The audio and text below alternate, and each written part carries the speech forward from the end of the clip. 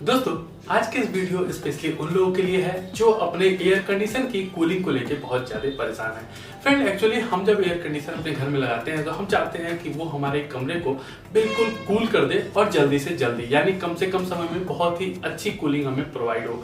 But friend, कुछ ऐसे कारण होते हैं, कुछ ऐसे रीजंस होते हैं जिनके वजह से आपका जो एयर कंडीशन है वो उतनी प्रॉपरली कूलिंग नहीं कर पाता है।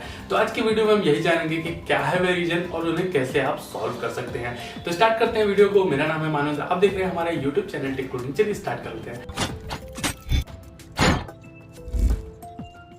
दोस्तों, वीडियो में आगे बढ़ने से पहले एक बात कहना चाहूंगा, अगर वीडियो अच्छी लगे तो लाइक शेयर सब्सक्राइब करना मत भूलिएगा। दोस्तों, यहाँ पे बहुत सारे ऐसे रीजन हैं जिसकी वजह से आपके एयर कंडीशन की कूलिंग अफेक्ट होती है। तो यहाँ पे हम पॉइंट वाइज एक के बाद एक कारण जानेंगे और साथ ही साथ उसका सॉल्यूशन भी जानते जाएंगे। सबसे पहला और सबसे मेन जो कारण है दोस्तों, वो होता है वोल्टेज की कमी। जी हाँ दोस्तों, फ्रेंड, एक्चुअली हमारा जो इंडिया है ना, वहाँ पे हर एक रीजन में पहले तो इलेक्ट्रिसिटी की ही बहुत ज्यादा प्रॉब्लम है। फिर अगर आपको इलेक्ट्रिसिटी मिल भी जाती है तो वहां पे आपको वोल्टेज का फ्लक्चुएशन देखने को मिलता है। अब फ्रेंड, बहुत बार ऐसा होता है ना कि हम जब एयर कंडीशन लेने जाते हैं तो उस दौरान शॉपकीपर द्वारा हमें ये बताया जाता है कि ये एसी स्टेबलाइजर फ्री ऑपरेशन देता है, यानी इसके साथ आपको कोई भी स्टेबलाइजर लगाने की जरूरत नहीं है। फिर हम बिना स्टेबलाइजर के उस एयर कंडीशन को अपने घर में इंस्टॉल करा देते हैं और उसके बाद होता ये है कि जैसे जैसे गर्मियां बढ़ती हैं, डिमांड बढ़ता है मार्केट में इलेक्ट्रिसिटी का और वो फुलफिल नहीं कर पाती है इलेक्ट्रिसिटी डिपार्टमेंट, जिसके वजह से वहां पे वोल्टेज की कमी देखने को मिलती है। अब वोल्टेज की कमी होगी तो सीधी सी बात है यार, आपके एयर कंडीशन में एक बहुत ही हैवी कंपोनेंट लगा होता है जिसे हम कंप्रेसर के नाम से जानते हैं। अब आप अपना एसी जब भी ऑन करोगे तो आपको सिर्फ अपने ब्लोअर फैन के घूमने की आवाज सुनाई देती है, जिससे आपको हवा मिलता है। बट जो मेन जो एक्टर है आपके एसी का, वो है कंप्रेसर। असली काम वही करता है, वही हीरो प्रोडक्ट है। अगर वो ऑन नहीं होगा तब आपके एसी में किसी भी तरह की कोई भी ठंडक देखने को नहीं मिलेगी। तो इसीलिए फ्रेंड, अगर आपके घर पे भी एक एयर कंडीशन है और उसमें स्टेबलाइजर इंस्टॉल नहीं है और आपके यहाँ भी अगर फ्लक्चुएशन है इलेक्ट्रिसिटी का बहुत ज्यादा, तो आज ही के आज ही अपने एयर कंडीशन में स्टेबलाइजर लगवाइए और आप देखिएगा कि जो भी दिक्कतें थी, जो भी कूलिंग की प्रॉब्लम थी, वो सारी सॉल्व हो जाएगी। कुछ अच्छे स्टेबलाइजर्स के लिंक मैंने नीचे डिस्क्रिप्शन बॉक्स में दे रखे हैं, आप वहां से खरीद सकते हो। अब दोस्तों, दूसरी बात करेंगे दूसरे रीजन की, जो कि है आपके एसी के गैस का लीक हो जाना। जी हाँ दोस्तों, एक्चुअली यहाँ पे हम स्प्लिट एसी की पहले बात कर लेते हैं। स्प्लिट एसी में हमें दो यूनिट देखने को मिलता है। एक होता है इंडोर यूनिट जो आपके कमरे के अंदर वॉल पे माउंट होता है, और दूसरा होता है आउटडोर यूनिट जो आपके छत पे या फिर आपकी बालकनी में लगा होता है। अब फ्रेंड, होता क्या है कि हमारे एरिया में बंदर बहुत ज्यादा आते हैं या घर पे छोटे बच्चे हैं जो छतों पर खेल रहे होते हैं और वो आउटडोर यूनिट को लगातार टच करते हैं, उसे हिट करते हैं।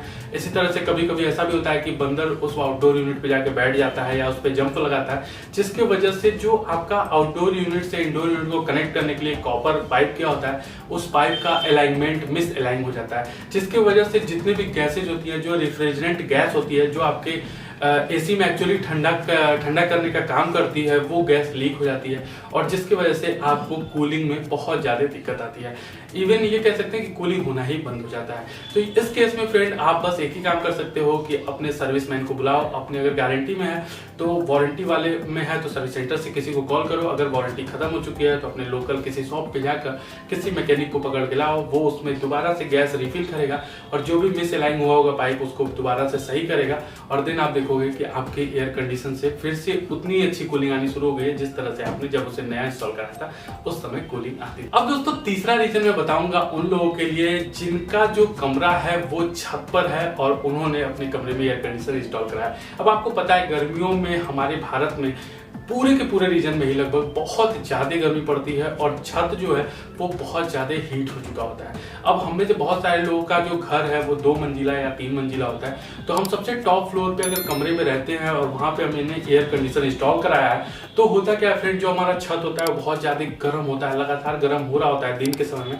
और उस समय में जब हम अपने एसी को ऑन करते हैं ठंडक के लिए, तो उस समय में हमें ठंडक महसूस ही नहीं होती है। तो इसके पीछे कारण होता है फ्रेंड कि बाहर से आपका एसी अंदर से जितना ठंडा कर रहा है, बाहर से सूरज उतना ही गर्म करने पे लगा हुआ है। तो यहाँ पर एसी के कंप्रेसर को बहुत ज्यादा काम करना पड़ता है और बहुत ज्यादा काम करने में उसे बहुत ज्यादा टाइम भी लगता है। तो इसलिए यहाँ पे कूलिंग स्लो हो जाती है। अब यहाँ पे आप एक काम करके अपनी कूलिंग को थोड़ा सा फास्ट कर सकते हो, वो ये है कि आप जब भी छत वाले कमरे में अगर आप एयर कंडीशन यूज कर रहे हो दिन के समय में, तो आप इंश्योर करो कि आपके कमरे का जो सीलिंग फैन है वो ऑफ होना चाहिए। अगर आपको हवा की जरूरत है, फैन की जरूरत है, तो आप कोई टेबल फैन या फिर स्टैंड फैन ले लो, उसको आप अपने कमरे के अंदर लगाओ और फिर आपको 10-15 मिनट 20 मिनट एयर कंडीशन चलाने के बाद देखोगे कि आपका रूम हल्का हल्का ठंडा हो गया है। तो वो जो स्टैंड फैन है या टेबल फैन है उसको भी आपको कम से कम स्पीड पे रखना चाहिए। 1 या 2 के पॉइंट पे आप उसे ऑन करो, फिर देखोगे कि आपका छत वाला कमरा भी काफी अच्छे से ठंडा हो जाएगा और आपको बिल्कुल भी गर्मी महसूस नहीं है। फ्रेंड, एसी कमरे के लिए कुछ सुटेबल फैंस और टावर फैन के मैंने लिंक दे रखे हैं नीचे डिस्क्रिप्शन बॉक्स में, और साथ ही साथ मैंने पिन कर दिया है कमेंट में भी, तो आप वहां से जाके डायरेक्टली खरीद सकते हो। अब जो अगला रीजन है फ्रेंड, वो भी काफी इंपॉर्टेंट रीजन है, क्योंकि हम में से जब हम स्टार्टिंग में एयर कंडीशन लेने जाते हैं और स्पेशली जब हम अपना पहला एयर कंडीशन लेने जाते हैं, तो उस दौरान हम जाके शॉपकीपर से बोलते हैं हमें एक एसी दे दीजिए। वो हमें कोई सा भी जिस पे उसको कमीशन ज्यादा मिलता है वो आपको वही वाला एसी पकड़ा देता है और आप अपने घर पे लाके उसे इंस्टॉल कर लेते हो। फिर आपको पता चलता है यार एसी भी लगाया, बिजली का बिल भी आ रहा है, बट ठंडक उस तरह से नहीं हो रही है जिस तरह से होनी चाहिए। तो उसके पीछे बस और बस एक ही कारण है कि आपका कमरा बहुत बड़ा है और आपने 1 टन का एसी लगा दिया। आप छत पे रहते हो, टॉप फ्लोर पे, छत डायरेक्ट सीलिंग जो है वो हीट सनलाइट के कांटेक्ट में आती है, वहां पे गर्मी बहुत ज्यादा है और आपने 1 टन का एसी लगा दिया, 1.5 टन का एसी लगा दिया, तो उस कंडीशन में फ्रेंड आपको कभी भी प्रॉपर कूलिंग नहीं मिलेगी। यानी आपका एसी भी सही है, सारे कंपोनेंट सही से काम कर रहा है, गैस भी लीक नहीं हुआ है, कोई दिक्कत नहीं है, फिर भी आपको कूलिंग नहीं मिलेगी। तो ये भी बहुत बड़ा रीजन है। इसलिए कभी भी आपको जब भी एसी खरीदना हो तो आपको हमेशा और हमेशा अपने एसी को प्रॉपरली, अपने रूम को मेजर करना चाहिए, अपने एसी की कैपेसिटी को प्रॉपरली देखना चाहिए। उसके बाद ही आपको एक बेस्ट और सुटेबल कैपेसिटी का एसी ही अपने घर में इंस्टॉल कराना चाहिए। तो ये थे कुछ रीजन जिसकी वजह से आपका जो एसी है वो अच्छे से ठंडक नहीं कर पाता है, जिसकी वजह से आप बिजली का बिल भी देते हो बट आपको कूलिंग नहीं मिल पाती है। तो उम्मीद करता हूँ आप लोग को समझ में आ गया होगा। इसमें से कोई भी प्रॉब्लम हो खुद सॉल्व कर सकते हो, अदरवाइज मैकेनिक को बुलाकर सॉल्व करा सकते हो। इसके अलावा कोई भी अगर क्वेश्चन आपके मन में हो, कोई क्वेरी हो, तो नीचे कमेंट बॉक्स में आप पूछ सकते हो। लिंक सारे डिस्क्रिप्शन बॉक्स में दे दिया है मैंने, वहां से जाकर आप परचेज भी कर सकते हो। तो बस आज की वीडियो में यही था, मिलते हैं किसी की नई वीडियो में किसी एक नए टॉपिक के साथ। तब तक के लिए गुड बाय।